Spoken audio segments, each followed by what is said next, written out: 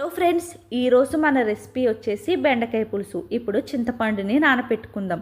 ఒక గిన్నెలోకి పెద్ద నిమ్మకాయ సైజ్ అంత చింతపండుని తీసుకుని కొద్దిగా వాటర్ని యాడ్ చేసుకుని ఒకసారి వాష్ చేసుకోవాలి.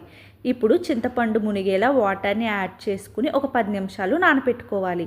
స్టవ్ ఆన్ చేసి కడాయి పెట్టుకుని 3 టేబుల్ స్పూన్స్ ఆయిల్ వేసుకుని ఆయిల్ హీట్ అయ్యాక పావు టీ స్పూన్ ఆవాలు, పావు టీ స్పూన్ మెంతులు, హాఫ్ స్పూన్ జీలకర్రని వేసుకుని ఒకసారి ఫ్రై చేసుకుని 2 మీడియం సైజ్ ఉల్లిపాయలని చిన్న ముక్కల కింద కట్ చేసి వేసుకోండి.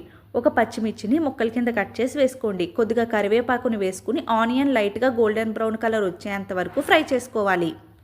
ఆనియన్ని ఫ్రై చేసుకున్నాక పావు కిలో బెండకాయల్ని శుభ్రంగా వాటర్తో వాష్ చేసుకుని ఈ విధంగా ముక్కల కింద కట్ చేసుకుని వేసుకోవాలి. ఇప్పుడు మీడియం ఫ్లేమ్లో ఒక 2 నిమిషాలు బెండకాయల్ని ఫ్రై చేసుకోవాలి. ఇప్పుడు ఇందులోకి పావు టీ స్పూన్ పసుపు, టేస్ట్కి తగ్గట్టు సాల్ట్, 1 స్పూన్ కారం వేసుకుని మొత్తం అంతా ఒకసారి బాగా కలుపుకోవాలి. ఈ విధంగా కలుపుకున్నాక ఇప్పుడు నానపెట్టుకున్న చింతపండు రసాన్ని వేసుకోవాలి. ఈ విధంగా ఒకసారి చింతపండు రసం వేసుకున్నాక మళ్ళీ చింతపండులోకి 1 గ్లాస్ వాటర్ని యాడ్ చేసుకుని మళ్ళీ చింతపండు రసం తీసుకుని కర్రీలోకి వేసుకోవాలి. ఈ విధంగా చింతపండులోకి ఒక చిన్న టీ గ్లాస్ వాటర్ని యాడ్ చేసుకుంటూ ఒక 3 టైమ్స్ 4 టైమ్స్ చింతపండు రసాన్ని వేసుకోవాలి.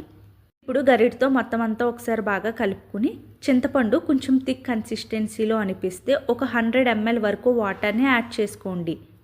ఇక్కడ నేను చింతపండు రసంలో వేసిన వాటరే వేసాను. ఎక్స్ట్రాగా అయితే వాటర్ ఏమీ యాడ్ చేయలేదు. మూత పెట్టి మీడియం ఫ్లేమ్లో ఒక 5 to 6 మినిట్స్ ఉడికించుకున్నాక ఇప్పుడు ఇందులోకి కొద్దిగా బెల్లం ముక్కను వేసుకుని మొత్తం అంతా ఒకసారి బాగా కలుపుకుని మూత పెట్టి పులుసు కొంచెం థిక్ కన్సిస్టెన్సీ వచ్చేంత వరకు ఉడికించుకోవాలి.